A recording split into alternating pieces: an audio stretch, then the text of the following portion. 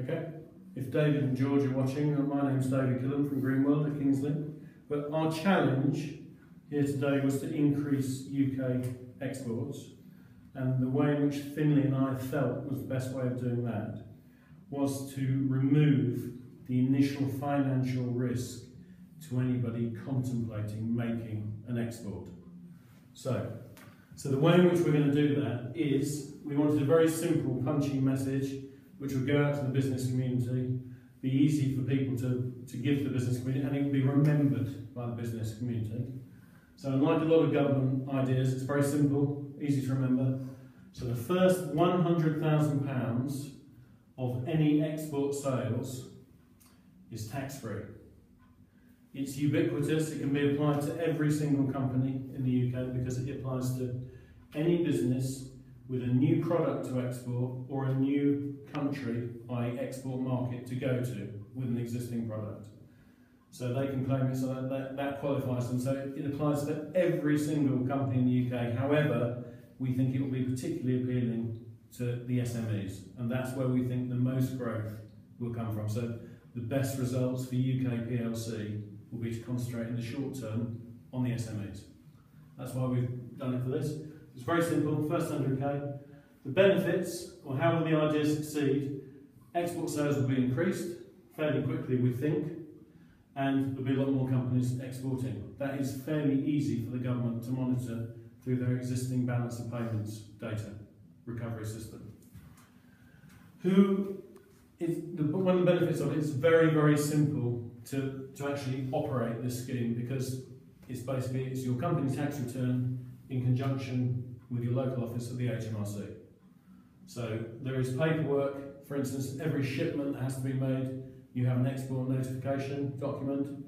So there's paperwork to back and to prove that the sales were gained in exports. So it doesn't require any big input from local government officers or UCT officers, for instance, but it's simple. Simple to administer, isn't costly to administer. What are the risks? Okay, fraud. Every single government initiative that is introduced is subject to fraud. We don't think there will be much because it's so simple to operate. Loss of tax revenue in the first year, that's an arguable one. Potentially, yes, but we actually think the increase in tax revenues in following years from those exporters, once they've established, the new exporter has established an export market, we think the export sales will grow. And therefore, it's a short-term tax loss, but a mid-term tax gain, we believe. No doubt the government's got the computer model to run that one. So, people to actually put it out into the community will be, in our opinion, local business officers and local chambers of commerce, because they're far more in touch with their businesses.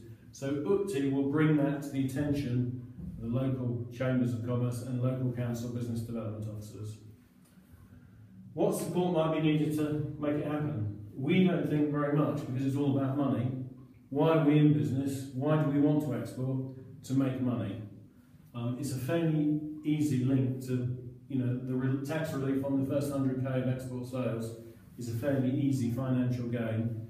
It's also in the government's benefit, because the government also wants to make money in increased export sales to improve the balance of payments. So let's not be shy of talking about the money, because it's not a crime to make a profit. That's how we guarantee people's jobs and put back money into local services. So it can be rolled out very, very quickly. The next budget or the next autumn statement. It's a very simple, minor tax adjustment for the Chancellor to make. Very easy to implement.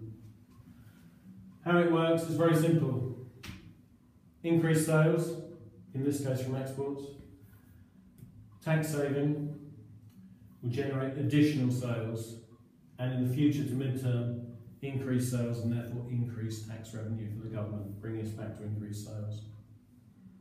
That is our idea. Thank you very much.